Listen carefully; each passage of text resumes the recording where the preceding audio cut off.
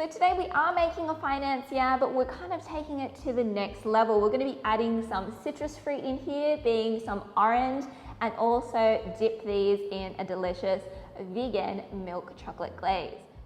So this cake has a rich, moist and fluffy center, a crisp and golden exterior, and is traditionally made with almond meal, egg whites, and a brown butter known as beurre noisette, and that translates in French to hazelnut butter.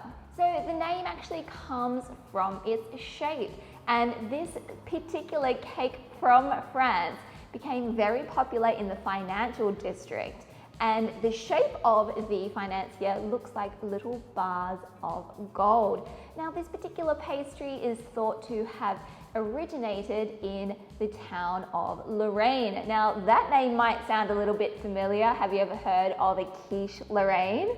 So in Lorraine, a very similar cake in the 17th century was made by nuns. These were small, little round travel cakes made with almond meal and egg white. And in the 19th century, a very famous French chef from Rue de Paul invented what we know today as the financier. And his pastry shop was located in the financial district in Paris, and he wanted to appeal to those working in the area, all those bankers. So enough talk about financiers, let's get into starting to make them completely plant-based and vegan. So to get started, as always, we want to mise en place, so everything in its place. And I have got my little golden bar shaped form here. And I'm just using a silicone mold, and this was the one that really appealed to me. So with your silicone form, you want to go ahead and melt some vegan margarine. And we're just going to brush into our mold some of our margarine into all of the cavities. Make sure that you give it a nice, good brush. And you might be asking, why would you grease a silicone mold? Won't it just come out? Because this recipe can be quite sticky, I do find that making sure that you liberally brush it with your melted margarine really helps to get it out, and also gives it that beautiful golden crust. So once you have your mold nicely greased with your melted margarine, just pop that onto a tray, and we're going to transfer this into the freezer whilst we prepare our other ingredients. Now to make our brown butter. Now of course we are making a dairy-free alternative here, so we are not using dairy butter, we are using some plant-based margarine, and this one here is a firm variety, so it's higher in fat, and at room temperature it's still going to be fairly firm. It's the same kind of texture as butter. So we're going to add that to our saucepan. I'm going to melt that down. Now to this, to make it brown, so when we brown traditional butter, it's the milk solids which are starting to caramelize that gives brown butter its nutty flavor. Now there's a couple of ways that we can do this in the vegan world. So you can add a little bit of plant milk, but one of my favorites is actually using some soy milk powder. And as our margarine is melting and getting nice and hot and all of that moisture is evaporating, it's actually going to start toasting our soy milk powder. Now toasted soy milk powder is also something that you see a lot in Japanese and Asian cuisine, used for a lot of their different types of desserts. So you can find the soy milk powder in Asian grocery stores or online. And I'm going to add that to my melted margarine. And if you can't find the soy milk powder, or you don't want to use soy, you can just use some plant milk like this, any type of plant milk that you like, and all the details will be in your recipe. Now when you're making your vegan brown butter, you're going to see a lot of foaming, and that's all of the moisture from the margarine being evaporated. And every so often we do want to give it a bit of a mix just to ensure that those milk solids, this being our soy milk powder, doesn't sink to the bottom and stick.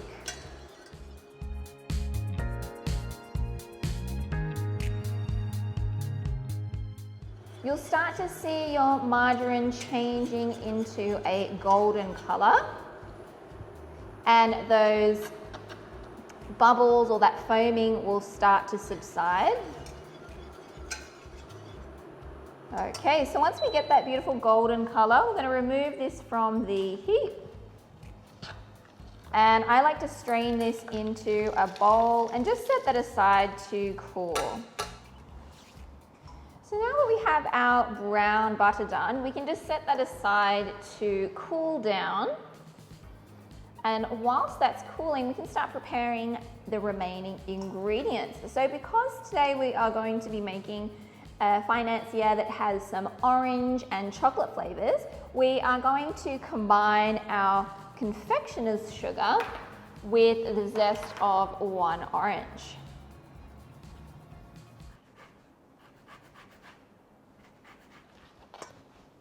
So now we can start rubbing that orange zest between our fingers and that confectioner's sugar to release all of those aromatic oils.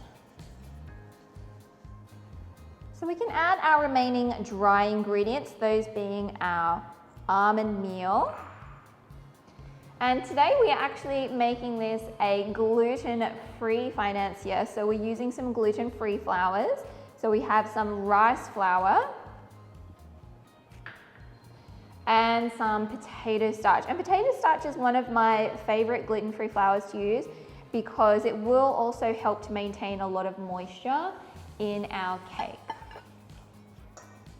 Okay, so we can set our dry ingredients aside.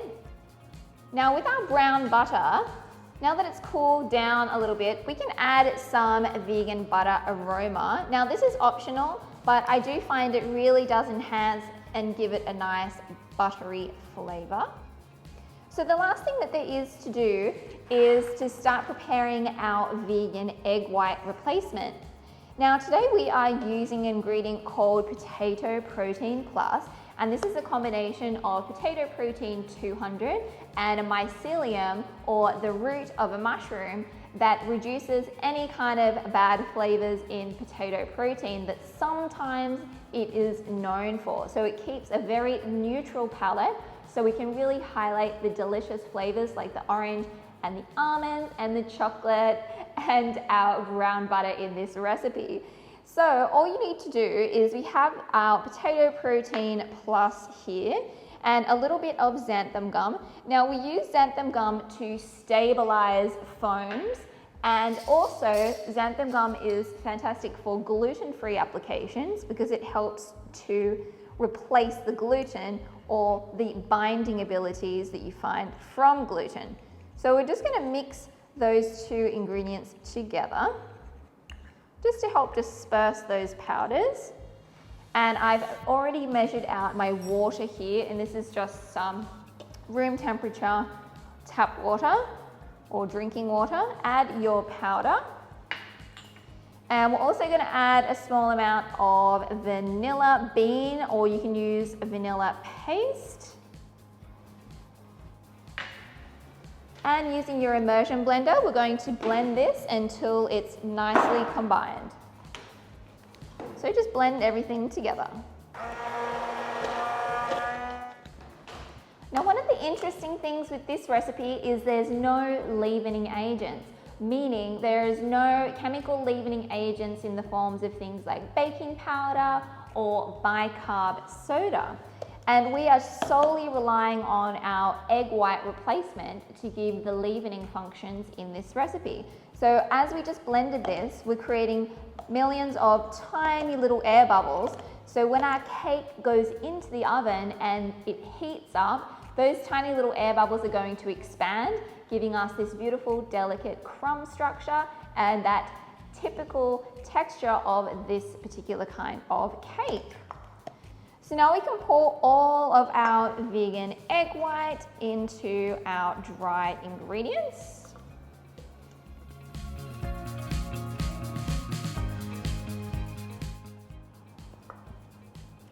Now add our cooled down browned vegan butter.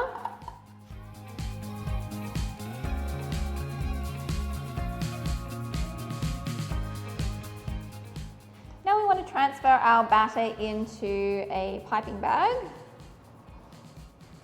So now that's in our piping bag, we can transfer it into our forms. Now the size form that I'm using at the moment, because I have tested it out before, it's going to be 45 grams for each little cavity. But generally we just want to fill it up about 90% full.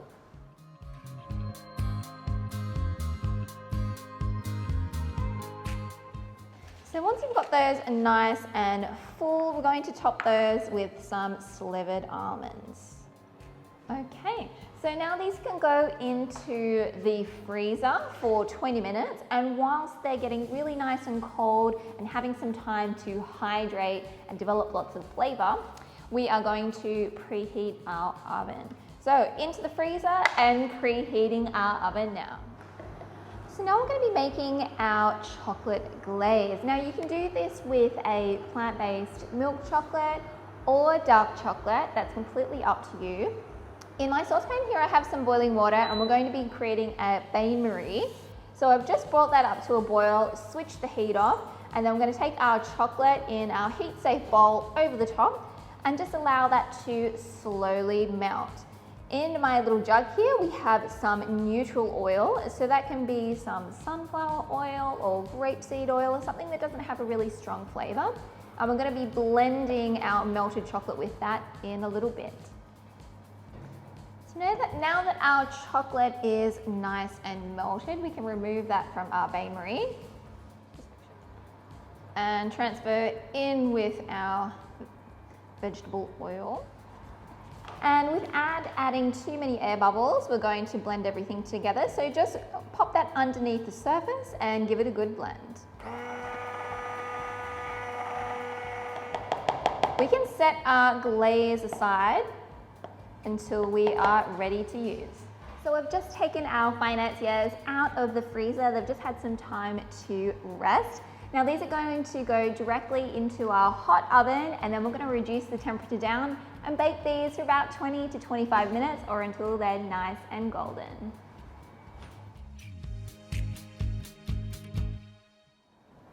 Now that your cakes are nice and golden, we're going to set them aside to cool for about 10 minutes before we take them out of their form. So our financiers are out of the oven and I've allowed them to completely cool down. So I've already prepared my vegan milk chocolate glaze.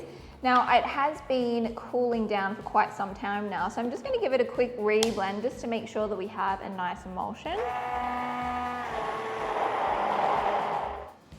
So now I have here a container. I'm going to use this to catch my glaze.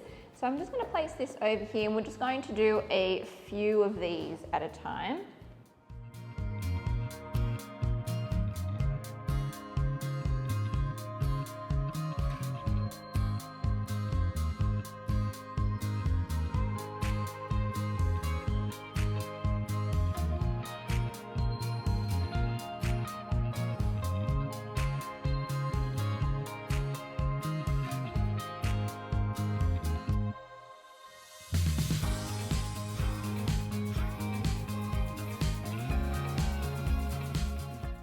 So now that all our financiers are covered in that beautiful glaze, we're going to transfer this into the refrigerator for about 30 minutes to an hour, just for it to completely firm up before we add any garnishes. And I have some of my orange comfy here, which I prepared yesterday, and I'm going to be using this as a garnish. And I've just diced it up into 5mm cubes. You can do any type of garnish that you like for your dessert.